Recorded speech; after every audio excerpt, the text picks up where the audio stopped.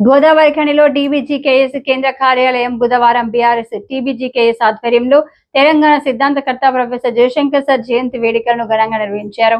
ఈ మేరకు రామగుండం మాజీ ఎమ్మెల్యే కోరగడ్డి చందర్ బీఆర్ఎస్ నాయకులతో కలిసి జయశంకర్ సార్ చిత్రపటానికి పూలమాల వేసి నివాళులర్పించారు.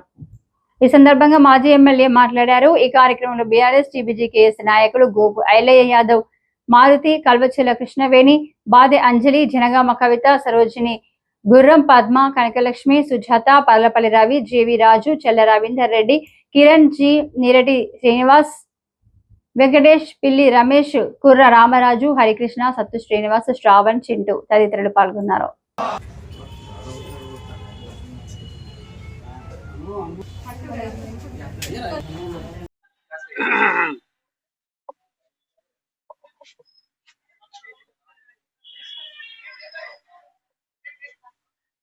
పూర్తి జీవితాన్ని తెలంగాణ ఉద్యమానికి అంకితం ఇచ్చినటువంటి త్యాగశీలి ప్రొఫెసర్ జయశంకర్ సార్ 91వ జయంతిని పురస్కరించుకొని ఈరోజు రామగుండంలో వారికి ఘనమైనటువంటి నివాళులు అర్పించడం జరిగింది.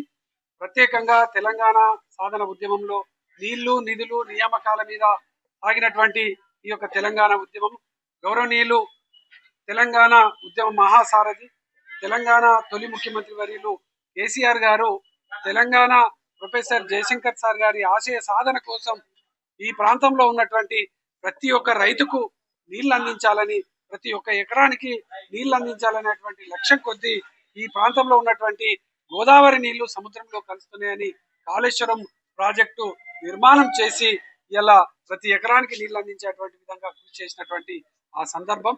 ఇలా వాళ్ళు ఆ యొక్క కాళేశ్వరం ప్రాజెక్టు మీద కుట్రపూరితంగా 225 పిల్లర్లు ఉంటే ఆ పిల్లర్లలో ఒక 2 పిల్లర్లు చిన్నగా డ్యామేజ్ అయితే అది కాంట్రాక్టర్, అది మేమే దాన్ని రిపేర్ చేయాల్సినటువంటి 10 ఏళ్ళు దాని మెయింటెనెన్స్ బాధ్యత మాదే అని ఎల్ఎన్టీ సంస్థ చెప్పినా కూడా దాన్ని రిపేర్ చేయకపోగా 27 నెలలు ఇలా గోదావరిలో ఎండిపోయేటువంటి పరిస్థితి తెచ్చిండ్రు.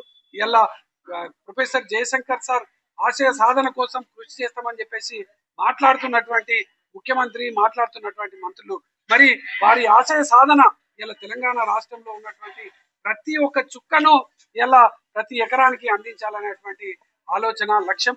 మరి వారి ఆశయ సాధనకు తూట్లు పడుస్తున్నటువంటి పరిస్థితి ఇలా మనం కల్లారా చూస్తా ఉన్నాం. వెంటనే ఈ యొక్క కన్నెపల్లి పంప్ హౌస్ ను వెంటనే ప్రారంభం చేయాలి. సముద్రంలో కలిసేటువంటి నీళ్లను ఇలా తెలంగాణ ప్రాంతంలో ఉన్నటువంటి రైతులకు అందించాలని ఇలా ప్రొఫెసర్ జయశంకర్ సార్ జయంతి సందర్భంగా ఈ యొక్క కాంగ్రెస్ పార్టీ నాయకులకు హితవు చెప్తా ఉన్నాం.